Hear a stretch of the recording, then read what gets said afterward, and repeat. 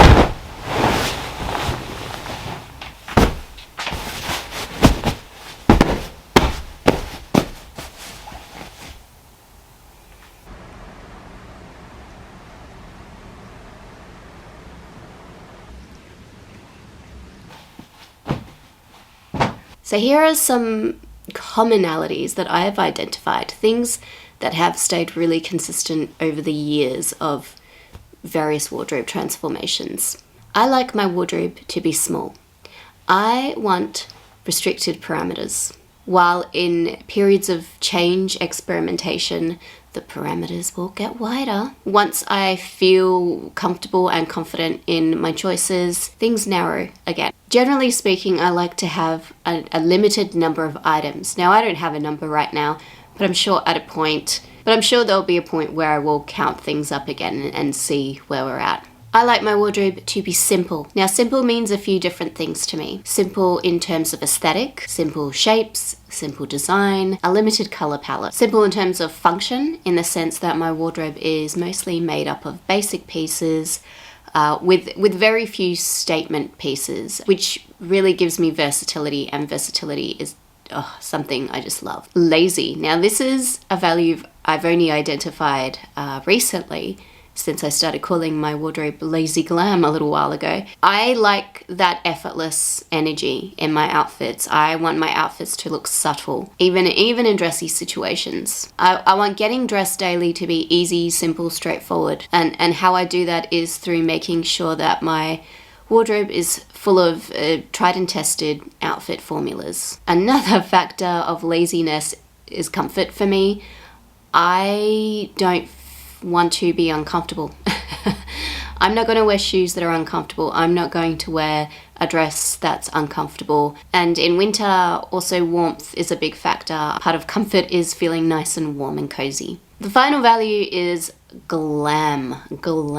There have always been elements of glamour in my wardrobe, maybe not very obvious ones, but they have been there. These days, there are some luxury pieces in my wardrobe. Things like keeping my hair long or a really dramatic red lip, both of which can add contrast to what are typically pretty toned down outfits. I guess those are the little touches that make my wardrobe a little fancier than it otherwise would be, because let's be real, everything is just so simple and easy in there, right? So those are my little ways of elevating things. And maybe that is the trick to lazy glam. Lazy glam isn't anything. I just made that term up, by the way. So it's not like there's no formula aside from the formula that I've created for myself. But lazy glam to me is overall just real simplicity, real ease, but then, there we go, fancy. So understanding and adhering to those key wardrobe values has meant that for a really long period of time, even during periods of experimentation, I have generally been very happy with my wardrobe. People often talk about wardrobes in so many broad terms, like how are you going to be trendy? How are you going to be cool? How are you going to look chic? How are you going to look expensive? How are you going to be a minimalist? How are you going to be frugal? And that's all good and great, but all of those things are meaningless, and you will not make whatever your preference is work unless ultimately at the end of the day you feel satisfaction in your wardrobe. Now, listening to your values, finding your wardrobe values is definitely the key way to do that. How you do that is, I wouldn't even know where to start. It's been a lifelong process, and some of these elements have been with me since I was a small child. Others I've sort of learnt along the way. They've been solutions to problems I've had. I don't know if there's much more than I can offer you in that sense. But you will not be able to sustain any kind of a specific wardrobe theme unless you feel satisfaction. Wardrobe dissatisfaction will lead you to shopping more. It will lead you to buying things that you normally wouldn't buy. It will lead you down paths of trying to look like someone you are not. So knowing your wardrobe values is kind of essential in my opinion. Going outside your wardrobe values is definitely not something that is going to make your wardrobe better. And I think people get confused. They see an outfit on someone and they think, oh wow, okay, if I get that outfit, I will become Rihanna. Going outside of your own wardrobe values is something that's going to confuse you. It's going to take you away from the essence of your style. It's going to take you away from your real preference, and it's going to take away the opportunity for you to really shine in whatever it is that your wardrobe values truly are. Another thing that has caused wardrobe dissatisfaction in my life has been holding on to things that no longer work. Your style satisfaction has so much to do with your attitude towards your own wardrobe, towards your own outfits, towards how you use your outfits, how you create your outfits. Sometimes well-meaning people will say, hey, you look great in that thing that you tried on or that you used to wear. But the fact is, if you don't believe that, if you don't see yourself as looking good in that, it doesn't matter. You've already made up your mind. So if you force yourself to continue wearing things you don't love, continue going against your own instincts about your outfits, you're not going to feel good in your outfits. And your wardrobe isn't going to be better just because you get that sundress that everyone said you look really cute in. Ultimately, you need to trust that you feel the energy of your outfits better than anyone else. And if you don't already, figure out how to be able to do that. It's you who has to live in the energy of your outfits. So always, always, always listen to that voice inside your head that says no, and act accordingly.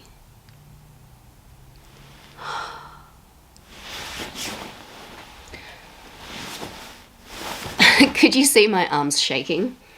Yes, I was in a pose and that was no longer working for me. Look, I tried to take Pilates advice and engage my core, but ultimately my arms were doing most of the work.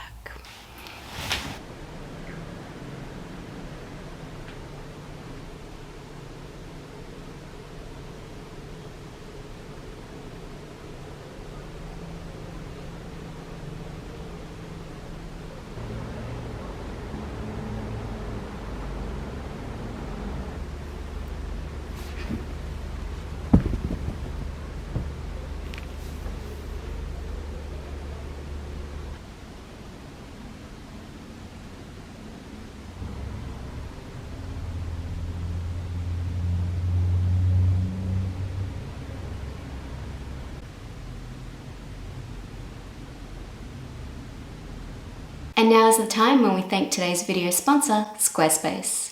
If I had never started my blog, I would not be speaking to you today. A Small Wardrobe, the former name of this channel, originally started off as a blog where I documented my journey to finding my own style. Now, if you are looking to express yourself in some way creatively, go no further than Squarespace. Whether you want to create some sort of a blog, portfolio, online store, promote a physical business, Squarespace has you covered. Choose from hundreds of inspiring templates. And of course, your template can be further customized. Some of my favorite Squarespace features are the commerce and marketing options, integrated social media, audience analytics, and the fact that Squarespace will help you out with your domain name. Squarespace has an awesome offer for you today. To get 10% off your first purchase of a website or a domain name, all you need to do is go to www.squarespace.com, start your free trial, and when you're ready to launch, go to this here URL.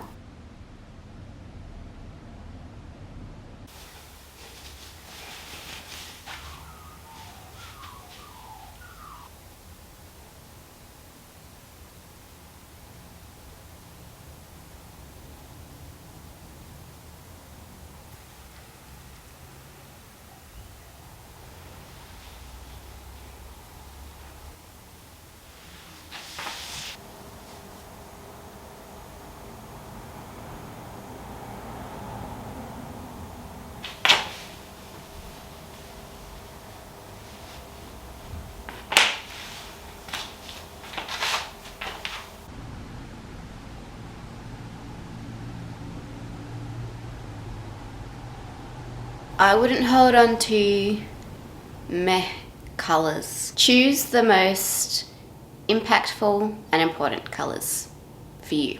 The colours that make you look and feel your best.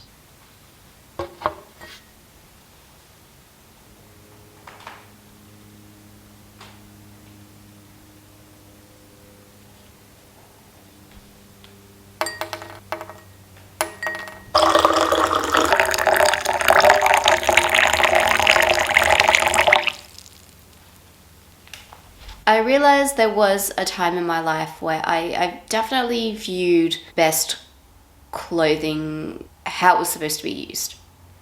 And I think when I describe the use of it, it would be like a pyramid. At the bottom of the pyramid, you have the things that you wear most often, your day things, your work things, your fitness things.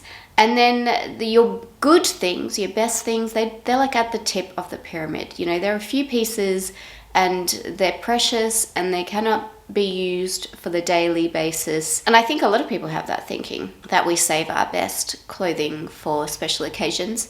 But ultimately, I do think that that sort of attitude does diminish our style opportunities. And I think also the people who are naturally really good dressers, they come out of the womb with that style instinct. I think those people just don't have that idea. For those people, I think wearing the best is just the thing they're wearing right now. So try to change that thinking of hierarchical things in your style. I think the way it should work,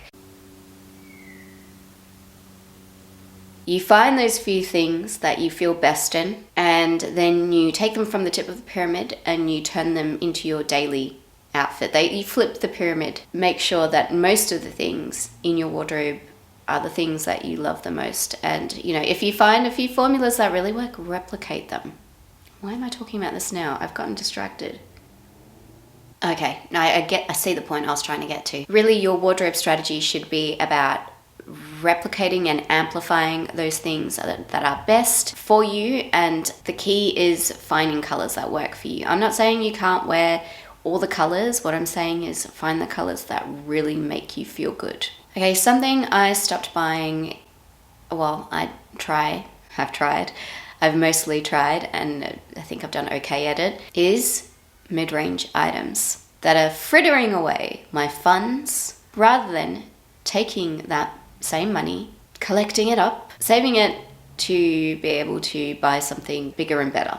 Basically, I don't think an abundance of low value items in your wardrobe make it better. And I say that because I know it's very easy to while you're shopping, go out, see something on sale and think maybe this thing can come in handy. Then I ended up with a wardrobe full of those things and not the kinds of things that actually made me feel good. I guess you can ask yourself if you have a disproportionate number of such items. If you do, it's time to adjust your shopping strategy so you focus more on high value items. Something else I stopped buying was things that I cannot wear now. I think immediacy matters, especially if you're in the wardrobe building transitional period.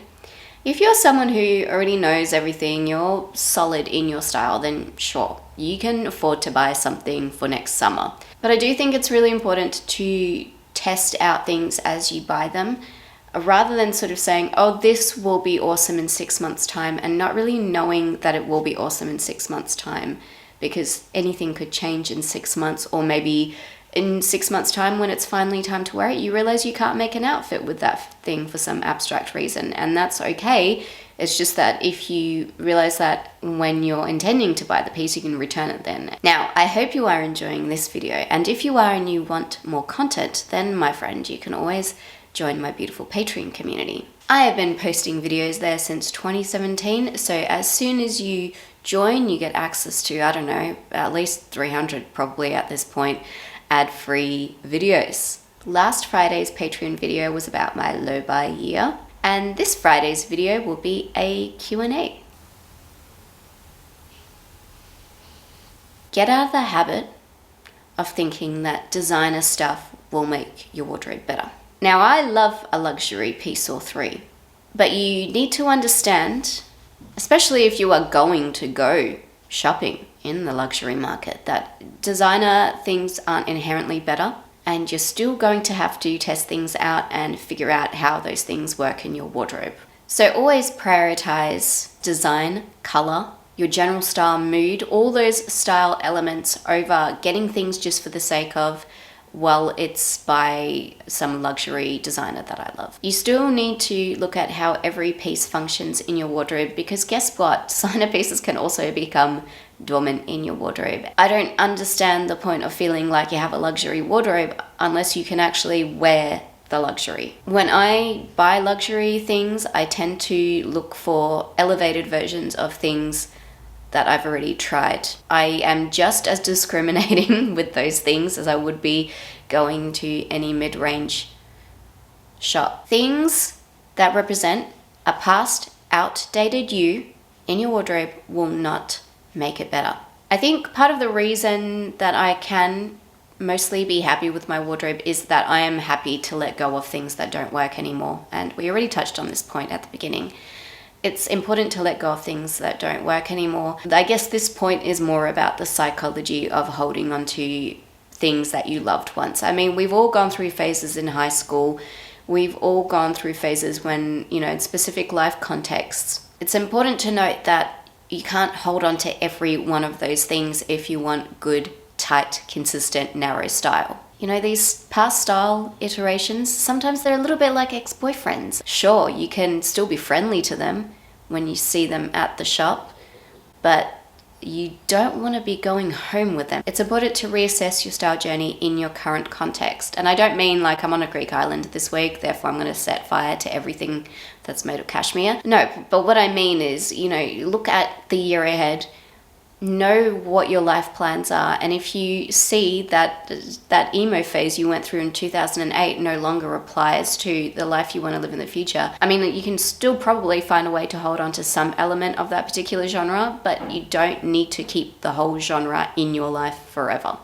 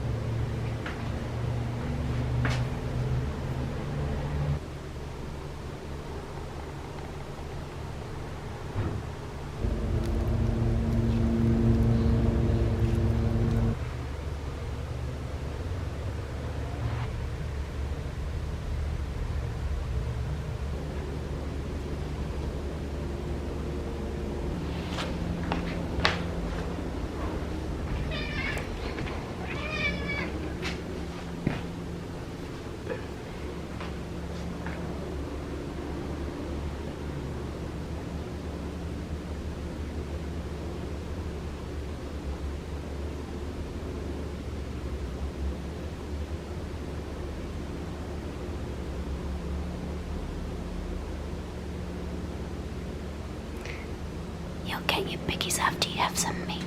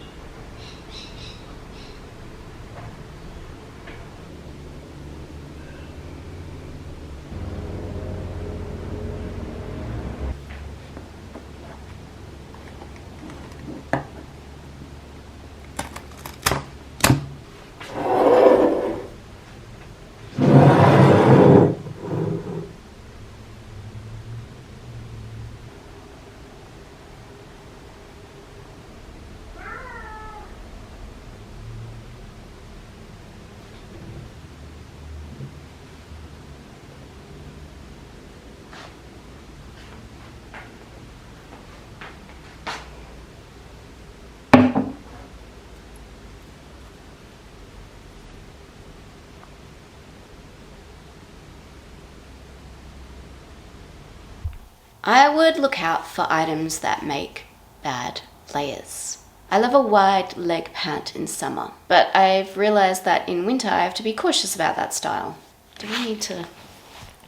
Oh, up. That's better. But I've realized in winter I need to be more cautious about that style. I'm pretty small, I get cold, and once I start adding all these layers, it all becomes a little overwhelming. It becomes a little too much. The warning here is be aware of how versatile your things are. If they don't have a huge amount of versatility, limit the number of such items. So I would be fooling myself if I went out and got 6 pairs of wide-legged pants, because the fact is I'm less likely to wear that style in winter if I'm going to wear a jacket, which, let's be real, I'm going to need to wear a coat. Even if some pieces are really great, be honest with yourself and them. Have a chat with them and recognize the limitations.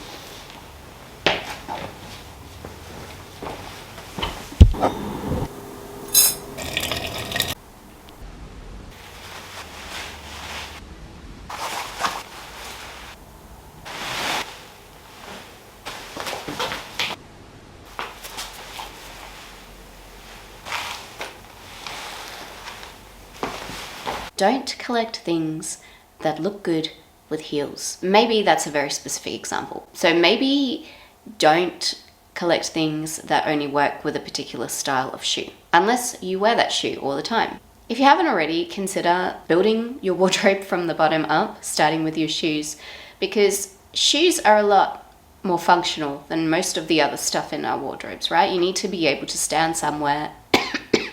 You need to be able to walk somewhere. You might need to be able to fit into a certain context. Start from the bottom up, because if you are someone who never ever wears heels or really hates wearing heels, and then you buy all this stuff that only looks good when you style it with heels, that's stuff that's going to become dominant in your wardrobe. And in case you haven't already figured this out, my general wardrobe goal is to make most of my wardrobe usable most of the time. And I think that's a smart idea if you want a wardrobe that you are genuinely satisfied with. Finally, I would avoid adding things to your wardrobe that are difficult to wear and difficult to care for. For example, thin fabrics that really need to be steamed every single time you wear them.